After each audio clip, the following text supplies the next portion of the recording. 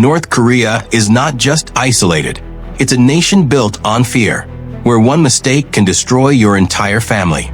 This is the last functioning brutal dictatorship on Earth. A living dystopia, hidden behind closed borders. Human rights here aren't just ignored. They're outlawed. And the laws inside this country? They are so extreme, so absurd, so cruel, that anywhere else they'd sound like bad science fiction. So let's dive into the strangest and darkest laws of North Korea.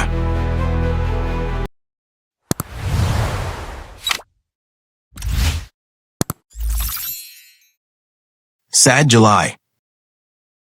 Kim Jong-un completely banned smiling on July 8th. Every single year.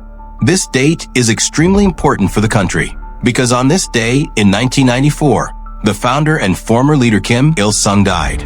And on every anniversary, citizens are forbidden to smile, speak loudly, dance, or drink alcohol.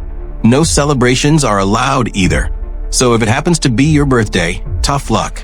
If you break the rules, you can be sent to a labor camp, and some people could even end up dead.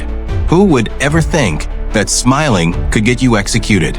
And if you think this is the limit, in recent years, things have only gotten worse. In 2021, the authorities banned laughing for 11 days as a sign of mourning.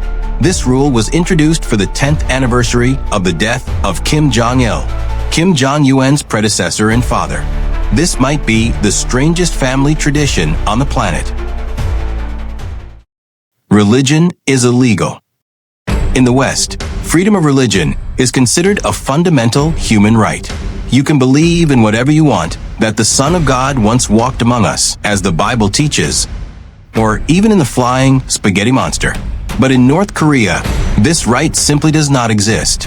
In 2014, an American citizen was sentenced to 6 months in prison just for leaving a Bible in the bathroom of a North Korean restaurant. The reason is simple. North Korea is officially an atheist state, and around 75% of the population does not practice any religion. And even though there are churches in the capital, they are all strictly controlled by the government. Tourists have reported that churches can be closed at times when services are supposed to be happening. And when they are open, they are filled with propaganda and fake believers. For North Korean citizens, practicing Christianity is completely forbidden, because believing in any higher power or sacred figure contradicts the divine status of the Kim family. The entire nation must worship one God, Kim. And just recently, in 2024, an entire family, including a 2-year-old girl, was arrested for possessing a Bible. According to reports, every member of that family, including the toddler, was sentenced to life in prison. The forbidden name. In every country, and even across different countries that share culture or language, there will always be people who have the same names. But Kim Jong-un decided that his name must be unique. And because of that, North Korean citizens are forbidden from having it. This rule applies not only to newborns, but to absolutely everyone. Anyone who was already named Jong-un was forced to legally change their name in 2011, when he became the supreme leader. Recently, he expanded this rule to include the name of his daughter, Kim Joo-ae, who many believe will eventually become his successor. No one knows exactly how many people had to find a new name, but Jong-un used to be extremely common in North Korea. So, essentially, he made himself the only Jong-un in the entire country. Deadly movies. In North Korea, watching foreign movies or TV shows is literally life-threatening. This isn't just a violation. In the eyes of the regime, it's an act of betrayal. Any content from the United States, South Korea, Europe, or Japan is considered an ideological threat. Shows that the rest of the world watches freely. In North Korea, they can cost you your family, your freedom, or your life. Many people secretly try to watch South Korean dramas or Western films using smuggled USB drives. And if they get caught, the punishment can be brutal, all the way up to execution. There are reports of public punishments, just to make sure no one even thinks about doing the same. In North Korea, curiosity is more dangerous than a weapon. And if someone wants to see how the outside world really lives, one single episode could be the last thing they ever see. The choice you never had. In North Korea, elections exist only on paper. Citizens are required to vote for one single party, because no other parties exist at all. There are no different opinions, no debates, no competition of ideas. There is only one official line, the line of the regime. Every voter must show up and submit a ballot with a pre-selected candidate already printed on it. There is no against option, no alternatives, no choice in any sense. This isn't a political process. It's a forced demonstration of absolute obedience. In North Korea, elections are not democracy. They are a ritual of submission. And every time citizens drop their ballot into the box, they're not choosing ideas or a future. They are reaffirming worship to one man and his ruling clan. Forbidden jeans. In North Korea, ordinary blue jeans are considered a symbol of American imperialism. Something that for most people on the planet is just casual clothing. There, it can be seen as a sign of disloyalty. And because of that, wearing jeans is officially banned.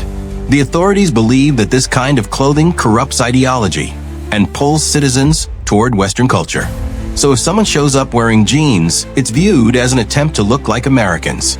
And in North Korea, that is treated as a serious insult. Instead, citizens must follow the approved style, modest, uniform, and strictly neutral. No trendy fashion, no freedom of personal expression.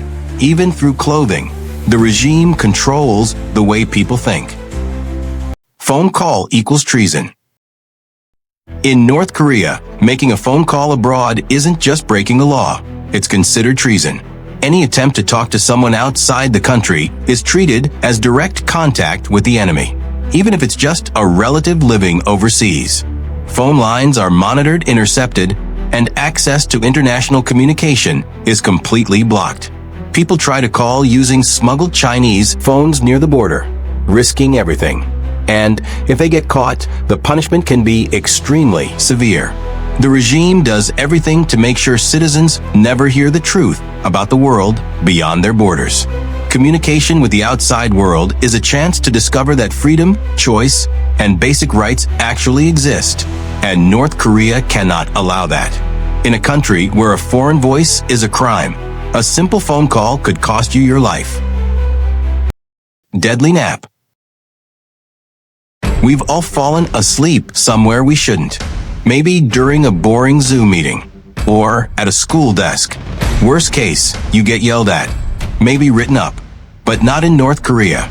In 2015, North Korea's Defense Minister Han Yong-kol was reportedly executed for falling asleep during a military meeting. Kim Jong-un immediately removed him from power, and the execution was done publicly, just to make sure the entire nation understood. Laziness and disobedience are unforgivable. And the craziest part? That wasn't even the only case.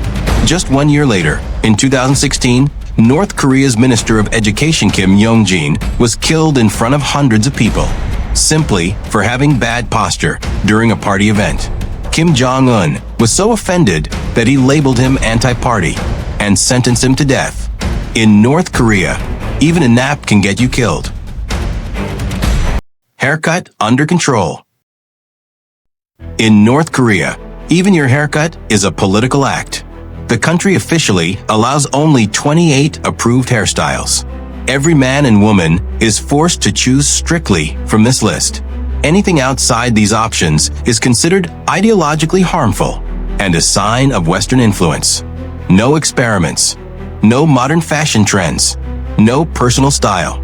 A haircut that looks too free, too individual, or too Western can immediately raise questions from the authorities. People are genuinely afraid that even their hair can get them arrested, because in the eyes of the regime, even your style must serve the state, not the person. Thank you for watching until the end. If you enjoyed this video, make sure to like it and subscribe. It really helps the channel grow. And a special thank you to our very first and currently only channel supporter, Jeffrey Mansfield. Every channel has a first believer. For us, it's him.